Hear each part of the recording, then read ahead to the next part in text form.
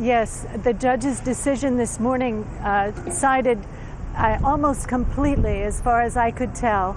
I don't understand Hebrew. The decision was read to me was translated partially, but from what I understand, the judge completely accepted the position of the state of Israel in their arguments.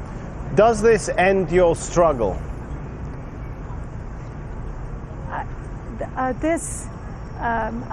struggle has been long. Rachel was killed nearly 10 years ago on March 16, 2003.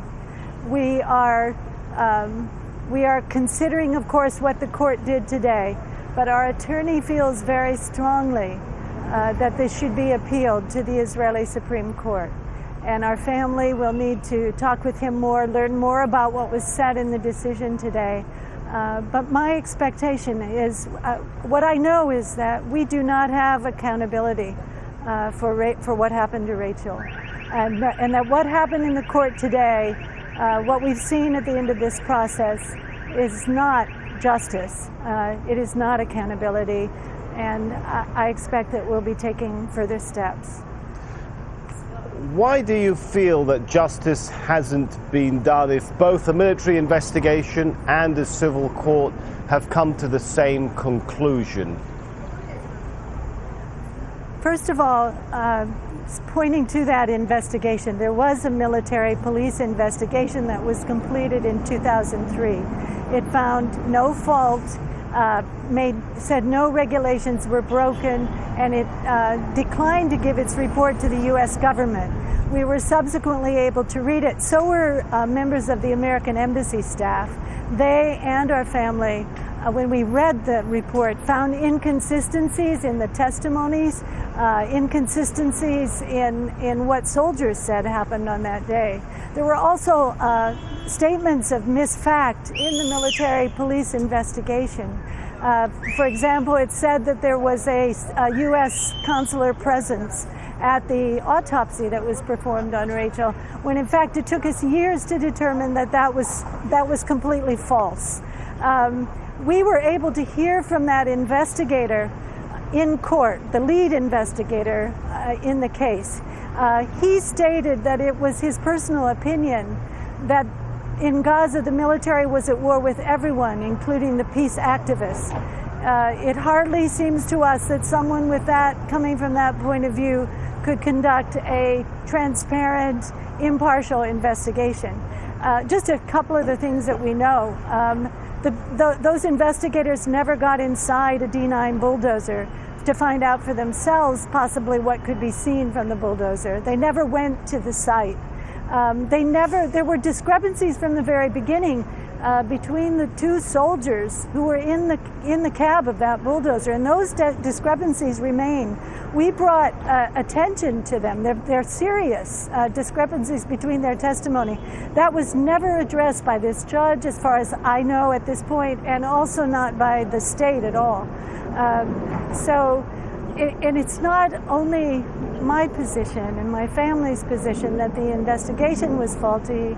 That is the position of the U.S. government. It's remained since 2004, when we first received in writing from Colin Powell's chief of staff a statement saying that the investigation was not thorough, credible, and transparent. And I just would add that part of the problem in bringing a civil lawsuit is that you have to rely on information from investigation previously. So our case was hampered greatly by what happened initially, by the investigation that happened initially here. As you've mentioned, the case has already touched upon the U.S. diplomatic role. Would you like to, is there anything more the U.S. could do for your struggle? All along, the U.S. government, many individuals have been very supportive of us, and we appreciate their efforts greatly. We have had very recent communication with high levels of our government here at the American Embassy with Ambassador Shapiro, who restated that the position of the U.S. government had remained unchanged about accountability in Rachel's case and investigation. And we've also had communications with the Department of State, also with people in the White House. We appreciate their attention to the matter. We expect to be meeting with them. I think it's for all of us, but certainly for members of the U.S. government to determine what further can happen as well. For one thing, there was a promise from Prime Minister Sharon to President Bush that there would be a thorough, credible, and transparent investigation. And it's the position of the U.S. government that that still hasn't happened. So there is a diplomatic promise yet to be met and an issue, therefore, to be resolved. I'd also say that in 2008, we received a letter from the head of Citizen Services at the Department of State. She said that questions continued to go to the Israeli government about Rachel's case, and that those questions went ignored or unanswered. And I find the behavior, hearing this, I find the behavior of the Israeli government, their response, not befitting of a friend. And I count on the support of people within our government to continue to be with our family to find some accountability for this. All right, thank you very much, Cindy Corrie.